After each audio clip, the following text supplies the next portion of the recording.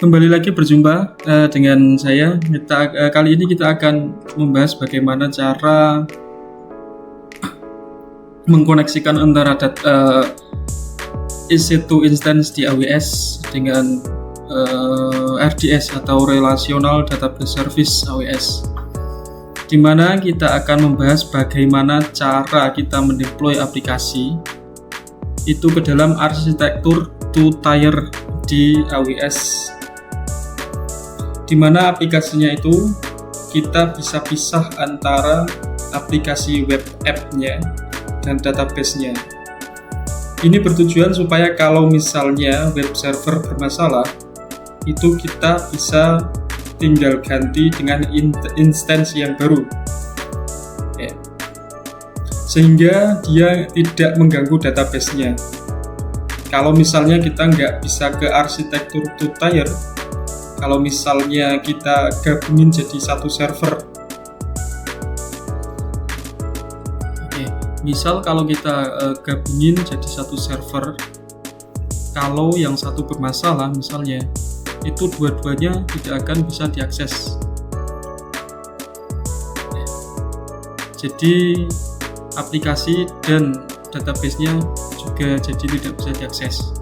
Makanya kenapa kita pisah jadi two-tier, sehingga arsitekturnya jadi seperti ini fungsinya. Fungsi ini kita desain supaya kalau web app-nya bermasalah, database-nya masih dapat diakses untuk database-nya. Nah, pertanyaannya, gimana kalau misalnya database-nya bermasalah, di mana server itu saya nggak bisa akses akibat website kita itu jadinya juga ikutan bermasalah, ya. Karena websitenya ini kan dia mengakses database yang ada di sini. Oke, intinya kalau kita deploy satu aplikasi dan database pada satu server yang sama, itu nanti kalau salah satunya bermasalah, jadi dua-duanya tidak bisa diakses. Nah, mungkin intinya seperti itu ya. Nah, itu makanya gimana mengapa kita menggunakan AWS two-tier itu, sehingga salah satunya nanti bermasalah, itu yang satu masih bisa diakses. Seperti contoh yang pertama tadi, untuk aplikasinya misalnya yang bermasalah, nanti database-nya masih bisa diakses. Oke, jadi kalau misalnya database-nya itu kita manage sendiri atau administrasi sendiri, sebenarnya untuk apa? Untuk menghindari supaya database-nya bermasalah, kita bisa saja konfigurasi supaya database-nya itu ada cadangannya, yaitu dari plugin-nya itu sendiri. Jadi sehingga kalau misalnya master database-nya itu bermasalah, itu kita ada cadangannya untuk supaya bisa menggantikan atau backup ya. Cuma untuk mengkonfigurasi konfigurasi seperti itu, kita butuh belajar AWS ya.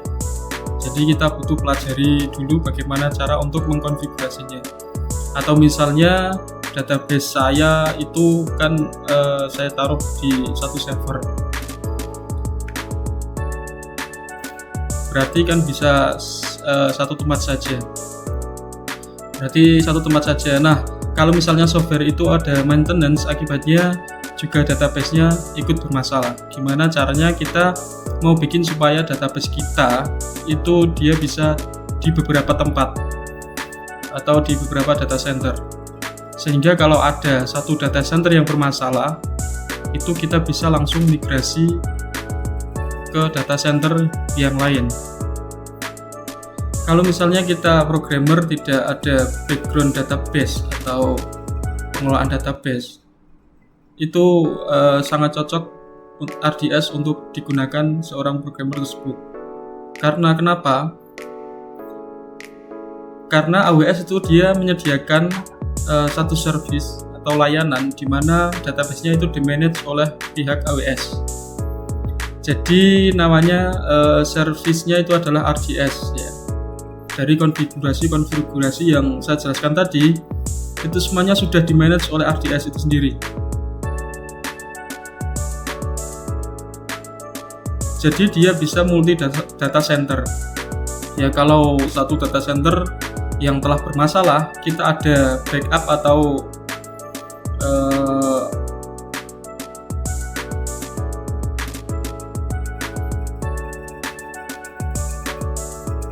dia ada sistem auto backupnya. Jadi kita nggak perlu backup manual. Jadi nanti dia secara otomatis ada konfigurasi atau auto backupnya. Kemudian RDS ini juga untuk soal operasinya itu juga semua dinamis. Ya, dari pokoknya tugas kita hanya masukin database-nya ke dalam administrasi data RDS-nya. Nah, setelah itu database-nya akan di-manage oleh si RDS ini secara otomatis. Jadi kita tinggal intinya tinggal masukkan lah ya. Jadi tidak perlu khawatir lagi karena sudah di-manage oleh service RDS-nya sendiri. Oke, untuk konfigurasinya dari EC2 instance ke relational database service-nya di AWS itu bagaimana caranya? Nah, langsung saja kita akan membuka web AWS-nya.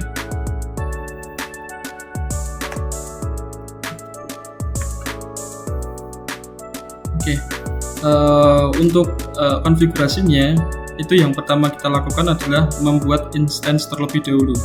Ya, jadi di sini saya sudah membuat sebuah instance dan statusnya running. Nah, di sini ya, namanya my server, dan untuk regionnya dia di Inggris atau London. Nah, setelah itu kita akan cari service RDS-nya. Nah, di sini.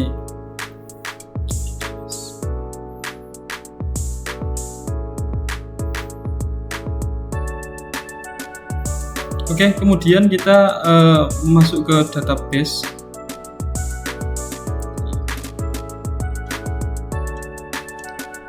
Selanjutnya kita create database. Nah, untuk choose database creation method itu biasanya kita pilih standard ya, standar. Dan untuk engine optionnya ini ada banyak sekali, ada beberapa yaitu Aurora MySQL, Postgres SQL, Oracle, dan ada beberapa lagi. Karena saya menggunakan MariaDB, kita akan pilih MariaDB aja.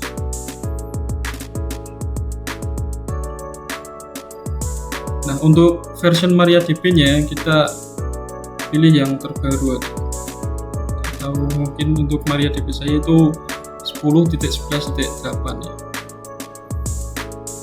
Nah, untuk template-nya ini ada production.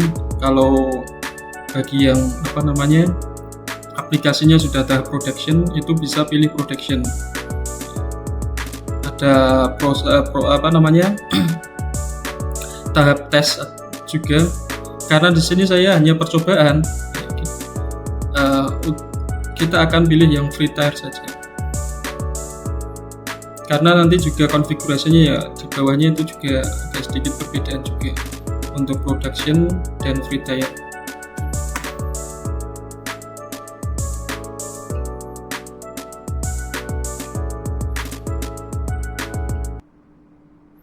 Untuk nama database instance-nya ini kita bisa namakan sesuai dengan yang kita inginkan membuat database-nya ya.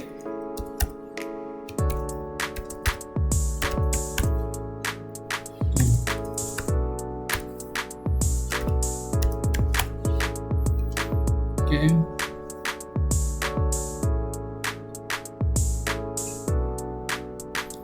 Untuk credential setting-nya itu untuk master username-nya itu kita bisa masukkan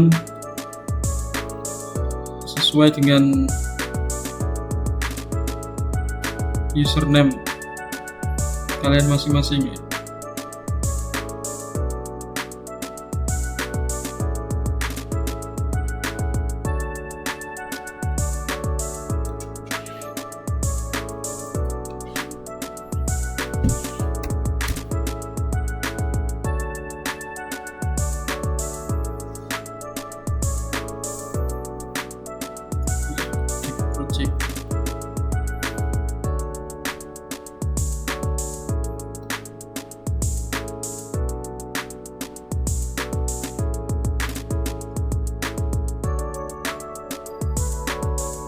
Oke, untuk master username kita biarkan saja dulu.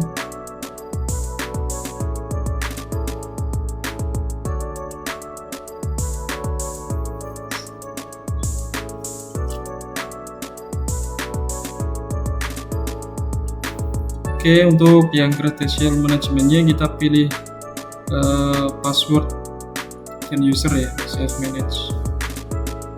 Atau kita bisa pilih auto generate password, tapi kita akan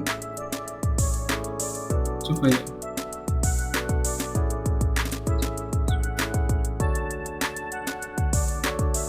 Password saja.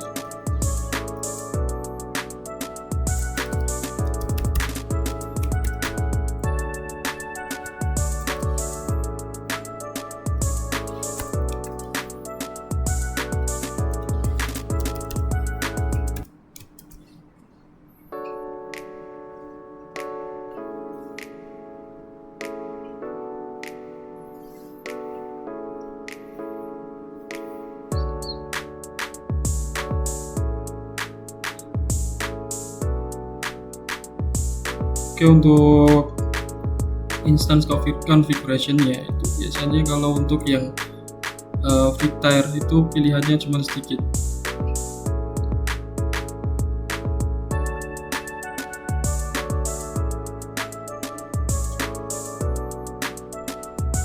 Untuk storage-nya kita bisa pilih di 20 GB, karena mungkin 20 GB cukup ya untuk yang, karena kita hanya proses tahap uji coba.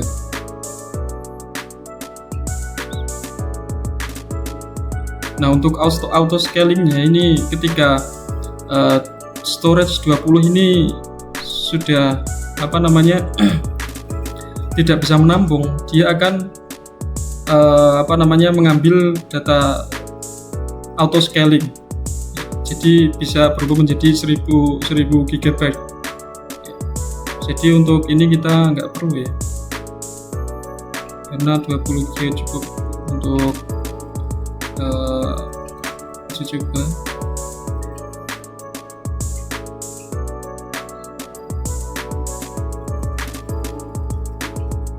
Oke, untuk connectivity-nya kita pilih yang connect to EC2 compute resource.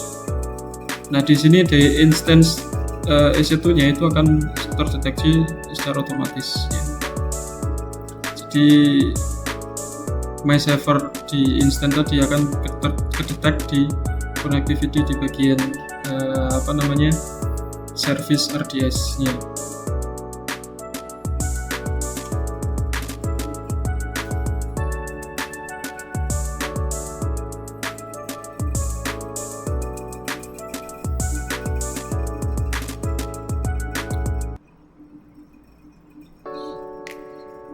Oke, untuk virtual private cloud-nya kita choose existing. Untuk DB subnet group-nya kita default saja.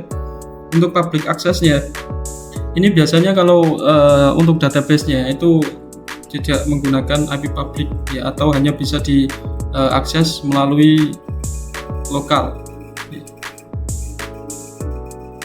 Jadi bisa diakses di dalam AWS-nya, tidak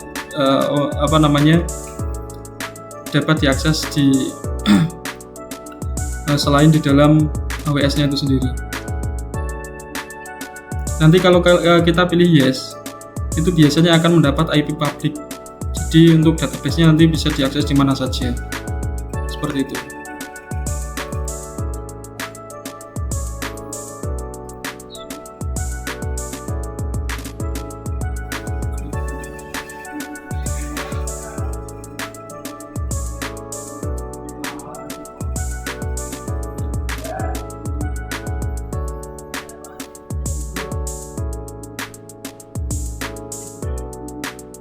Untuk availability zone-nya itu dia otomatis merujuk pada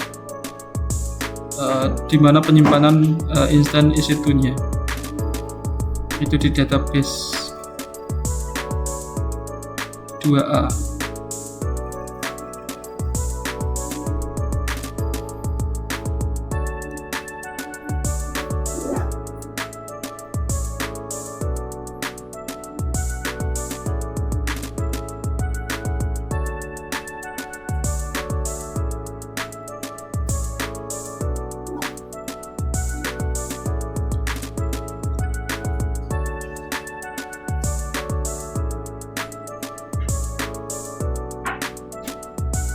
Untuk database authentication-nya kita pilih yang password authentication.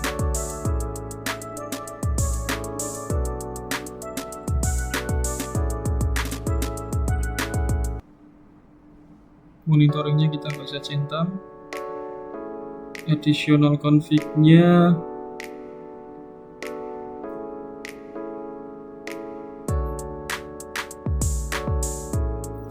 nama database-nya.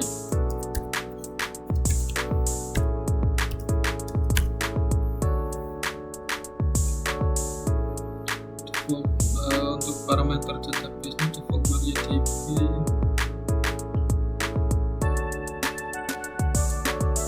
Backupnya kita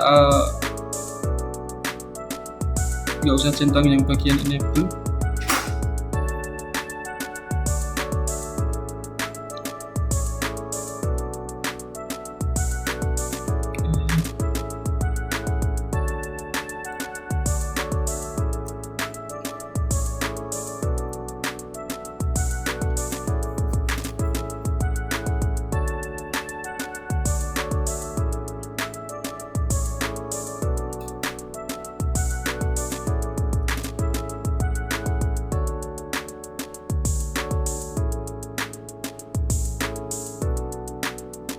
Oke, mungkin sampai sini ya. Ini sudah cukup untuk konfigurasinya. Lalu kita create aja, create database. Untuk passwordnya ini image.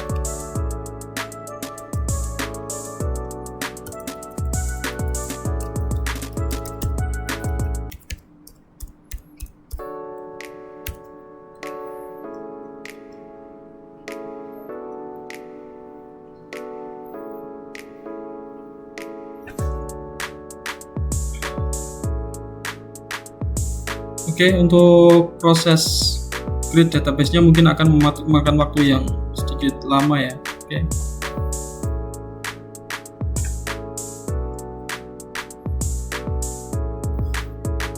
Oke. Ini untuk database-nya sudah berhasil dan add on 30 hari.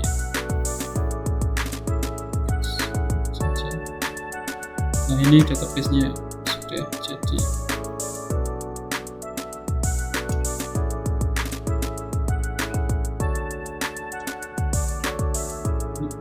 Masih statusnya masih creating ya, atau masih dibuatkan dari AWS-nya.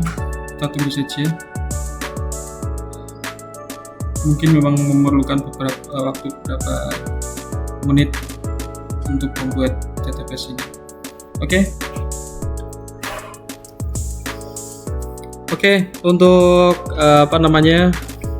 yang akan kita lakukan selanjutnya adalah mengubah pada struktur file env, yaitu di bagian db host, terus database, nama database-nya, terus yang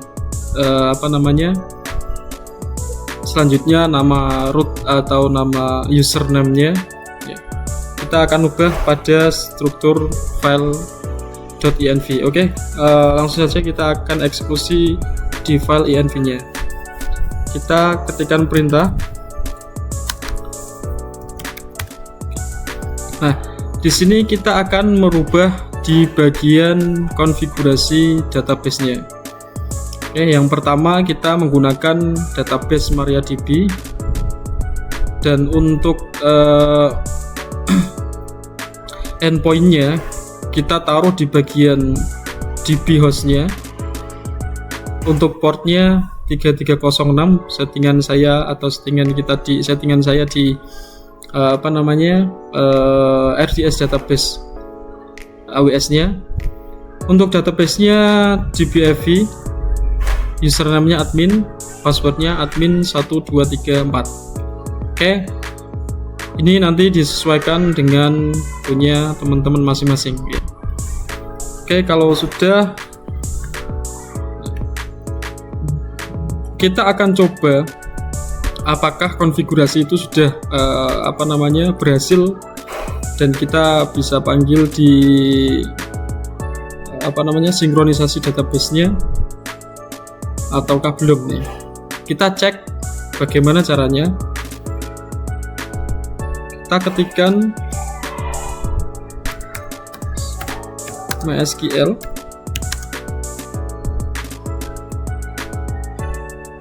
oh iya, bentar ya. Jadi yang tadi belum saya copy. Kita akan copy di sini saja.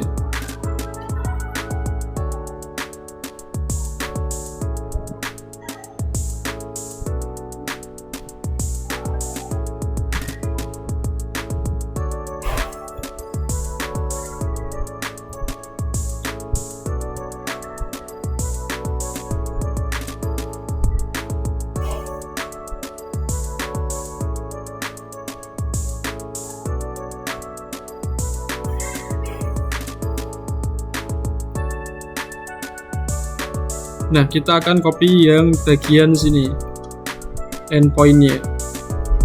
Oke, kita kembali ke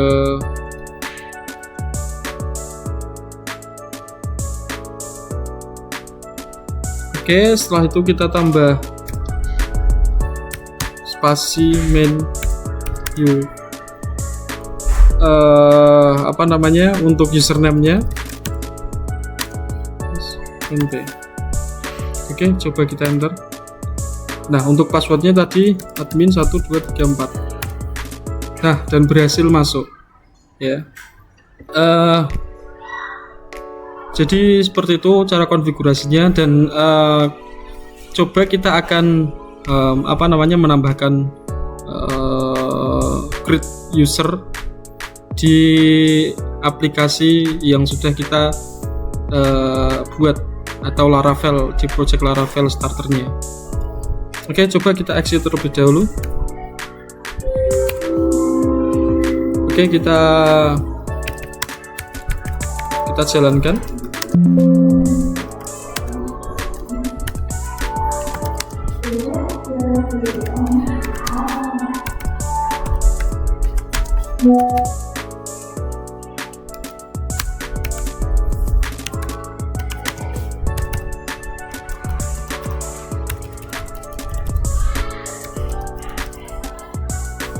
Oke, coba kita jalankan, dan kita akan jalankan di browser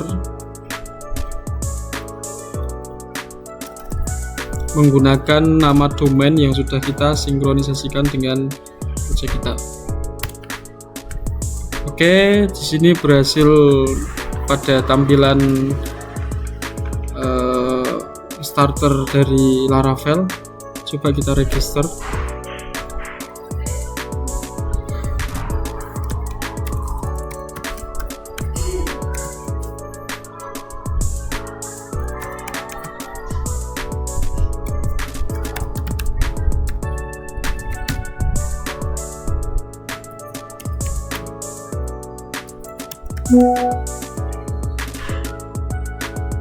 Minimal 4 karakter.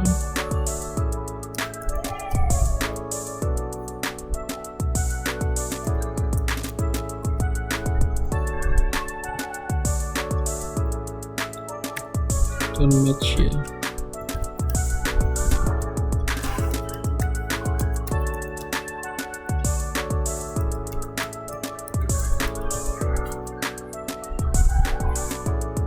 Oke, berhasil ya untuk register. Coba kita login.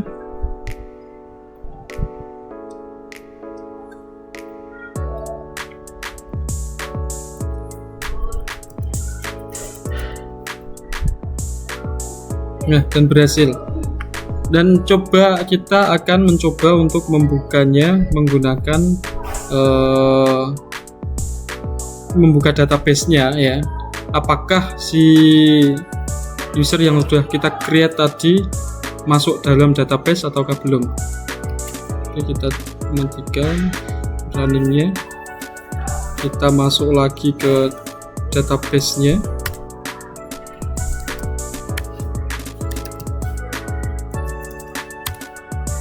Oke, untuk ngecek bagaimana cara mengecek database-nya apakah sudah ada atau belum, tekan perintah. Nah, sudah ada ya di sini DBFI. Nah, kita akan melihat apakah di dalam DBFI itu tadi ada user yang namanya Aditya yang sudah kita create tadi. Bagaimana caranya? Kita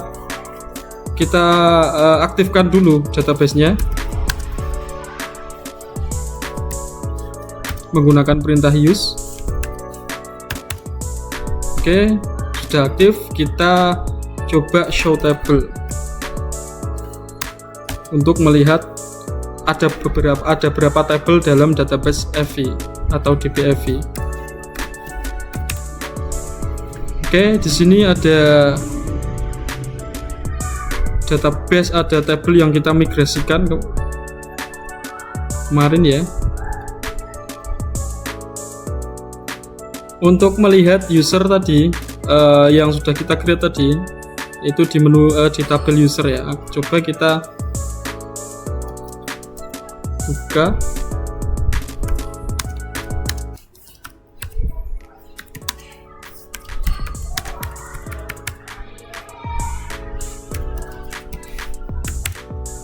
Oke, sini ya, untuk data atau data user yang sudah kita create tadi ternyata sudah masuk dan berhasil. Oke, mungkin cukup sampai di sini untuk bagaimana cara mengkonfigurasikan atau mengkoneksikan antara instance EC2 ke dalam database RDS di AWS, Amazon Web Service. Oke, terima kasih. Sampai bertemu kembali. Wassalamualaikum warahmatullahi wabarakatuh.